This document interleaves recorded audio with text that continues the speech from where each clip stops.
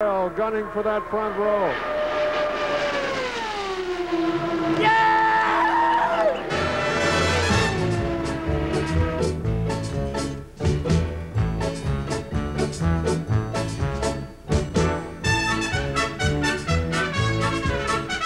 Long before there was the Mercedes and the Cosworth, there has always been the show. And when you think about the greatest show on earth, you think of this man, one Phineas Taylor Barnum, whose first taste of entrepreneurship and the odd job came at the age of 15, when the care of his mother and 5 brothers and sisters fell to him after the death of his father. 123 years after Barnum's humble beginnings, this boy came into the world. And if you believe in that kind of stuff, he may just be the reincarnation of the great showman himself. Young Dick Simon got his first lesson in survival very early, when his father taught him how to swim at age 7 by unceremoniously tossing him off a dock at Lake Washington in Seattle. To quote Dick Simon, "It's funny. You learn very quickly how to survive." And from that day forward, Dick Simon has never stopped paddling. As his mother's health deteriorated due to multiple sclerosis, Simon, too, helped care for her and his brother and sister. And this guy had mastered the odd job by the age of 12. He started a lawn mowing business, showing prospective customers photographs of other yards he'd cut. As a young man, he'd become fiercely competitive. He was a first alternate on the U.S. Olympic ski jumping team. He became fascinated by boating, by scuba diving, and skydiving. And when an employer with a sporting goods store failed to keep his promises, Dick opened his own store as competition and drove his former boss right out of the business. Now, I know what you're thinking. Does this man ever slow down?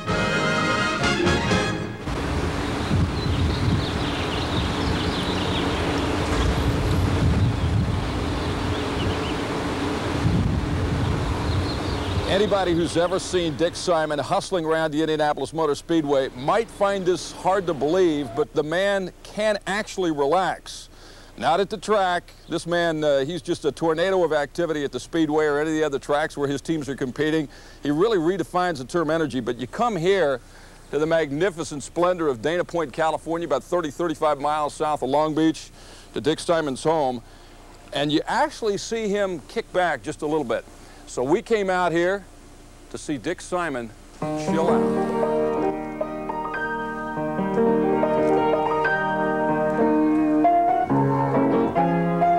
This is how Dick Simon chills out. Dick, that's beautiful. Are you kidding? I don't even remember what I'm doing here. It's been many years. That's beautiful, really. Do you play a lot of songs? No, not really. I just remember the one because when I was 12 years old, my parents were forcing me to play the piano rather than sports, and I just all of a sudden said, no more piano, and years later, many years later, about 5 years ago to be exact, my wife and I bought the piano thinking I might get started again, but it seems like I don't have the time now. Well, you are a man of many talents, and I can't believe you have the time to play piano or do anything else. Every time I see you, you're just flying back and forth. I love the tone of a piano. I love it because it actually makes you feel relaxed.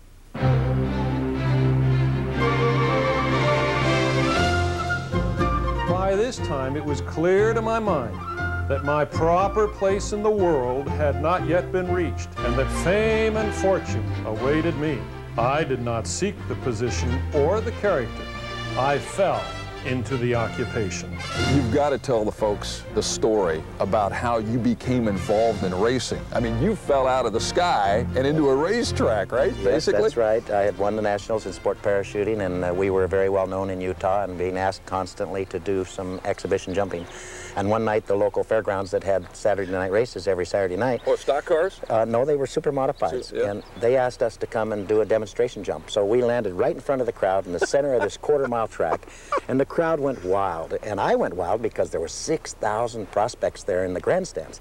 And being in the insurance business, I thought, wow, this is great. I ought to take up racing. Going door to door, huh? Yeah. And that night, we ran a 10-lap deal that the promoter promoted for us. The 4 of us parachutists got in a car. And I fell in love with it and bought a car that night and started racing. I was 32 years of age. You don't do anything less than 110, do you? I mean, 110% I'm talking. Life today is pretty tough if you're not willing to put and commit and be determined and have tenacity. And go after what you want, it's not going to happen. Hey, guys, we're going to stick Lynn up front again rather than flipping for it. So, just like we did last year, Hiro, you go here, Raul go here, and the rookie's there. Okay?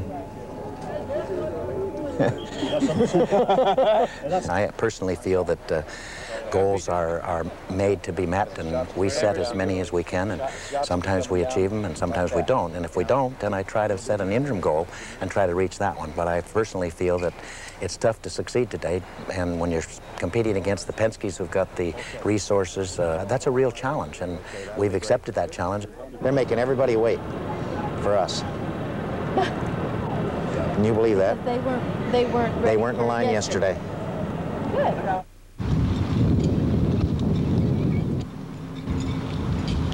Which leads to another Simon passion, the perfect blend of business and pleasure, his powerboat dealership in California.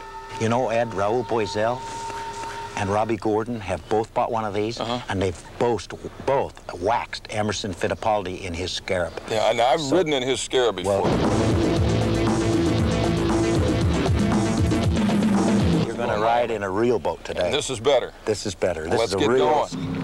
For the boy who was once so afraid of the water, the Pacific has become a second home, a haven whose primal elements carry with them a sense of peace and tranquility. So, Dick, are these some friends of yours out here?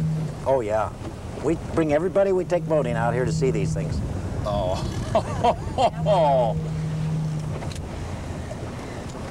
They sleep on there. Isn't that something? Hey, come here, buddy. Hi, kids. How you been this week? I haven't been back for a month, but have you been eating okay? Newport Beach, and a reminder that California is, after all, both the home of the eccentric and of the stars. So that's the Duke's house right there. Yep. With all the flowers and everything? Right there. Yep. Used to be. Dick, what do you think your mom would say if she could see you now? All you've accomplished and the things you have. Oh, I don't know. My mother was a grand person. She swam the English Channel. Did she? Yes, she did. And she was quite a sports person herself. Maybe that's where you got your competitive urge. Maybe so. I don't know. Come on, Dick. Do what you promised. Open this baby up. This is kind of like the beast at Kings Island. Ah, if only our video camera was as indestructible as a fountain powerboat. Oh, it's time to start living. Time to take a little from the world we're given. Now, when we come back, we're going to get serious with Dick about last year's 500. Was it lost, or was it taken away? Now, would that have happened to a Penske driver? I have no idea. I think. What do you think? I think for a question like that, I'd just get in trouble.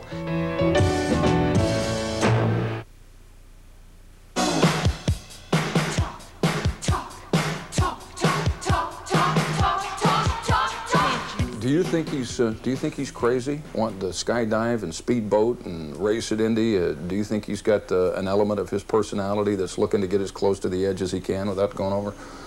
I think he finds that edge very exhilarating, but I don't think he ever has any intention of going over the edge.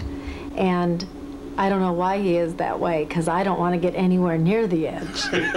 Would you jump out of a plane? No. No. Would you ever Not try to unless be it a Lynn was St. going James? down. No, never. No. She and I have had lots of great conversations, because I can't even relate at all to what she does.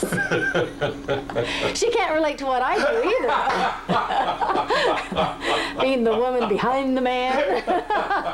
Okay, I went to Flip, and Raul said, ladies first. Isn't that what you told us last year? Did he really? Yeah. Oh, is he a neat guy or what? In 1850, Barnum scored one of his greatest coups when he brought soprano Jenny Lind to the United States.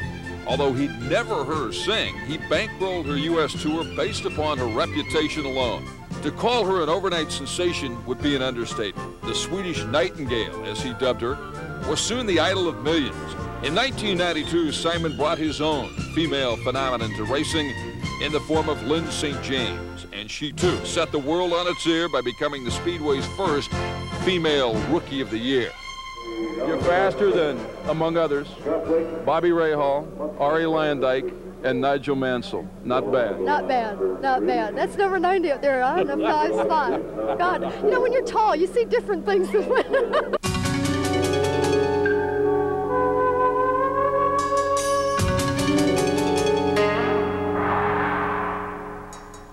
The rolling terrain of San Clemente. But on this day, the gentle breezes of Southern California must take a backseat to a man-made counterpart. For today marks the unveiling of Swift Engineering's new wind tunnel. The guiding force behind the project, Hiro Matsushita, the driver and partner with Dick Simon in Panasonic's racing effort. There is no facility like it in all of North America. I've never been in a wind tunnel before.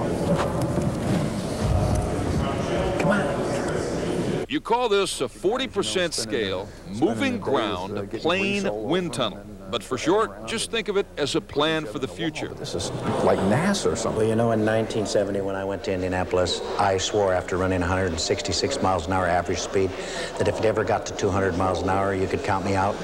But it's the technology and the sophistication of the profession that we're involved in that has made it what it is today. So it's safer now, running at 200, is that what you're saying? Than it used to be at 160? A good example of that is that the Phoenix race where Hiro just got T-boned at a 150-mile-an-hour car coming straight at him while he was stopped. Totally disintegrated the car, nothing left, a couple of springs. And he came out with just a dislocated shoulder. They put it back in place, and he's given a tour today right here at his new complex. Thank you. Got robbed out here last year. Well, that's the way it goes. We'll get one. Dick got robbed last year. Last year, a Sunday in May when it seemed like the underdog might just have its day. It didn't happen. Raul won the race, in my opinion, 3 times. He got black flagged, he lost a lap, he moved all the way back up, making up the lap to lead the race again, and then got black flagged again, and then worked his way up to 4th, and therein lies where I was disturbed. All of a sudden, you've got Gregoire and the pace car, and the 4 leaders of the race. Raul is right behind him, and 3 of them pass Stefan Gregoire. Raul calls in to Julian and says, "Julian, they just passed Stefan under yellow. What do I do?" And Julian says, "Gosh, don't pass him. Don't pass him under the yellow. They're gonna black flag those 3 just like they did you." But they didn't. When you passed Mario, they black flagged you, Raul. So don't you pass them, and then you're gonna win the race. So in the meantime, those 3 guys and the pace car pull away, and when it went green, those 3 guys were gone. Raul caught back up in less than a half dozen laps. He caught right back up to him, but the checkered flag came out. It cost him the race. It cost him the race. Now, would that have happened to a Penske driver? I have no idea. I think. What do you think? I think for a question like that, I'd just get in trouble to answer it. So that means you think it would not have, obviously. I don't know. You know, sometimes you feel that the whole world's picking on you. I think you have to put those kind of things aside. In 1891, P.T. Barnum fell gravely ill. Ever the showman, he asked a newspaper to print his obituary in advance so that he could enjoy reading it. I am more thankful than words can express that I am blessed with a vigor vouchsafed to but few.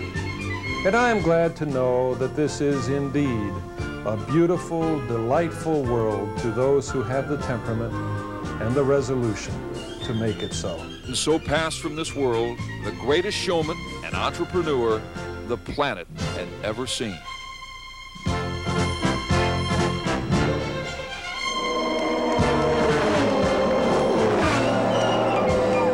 That is, until now. In all honesty, it's fun to be a part of putting on a show and making it come off. Well, what do you know?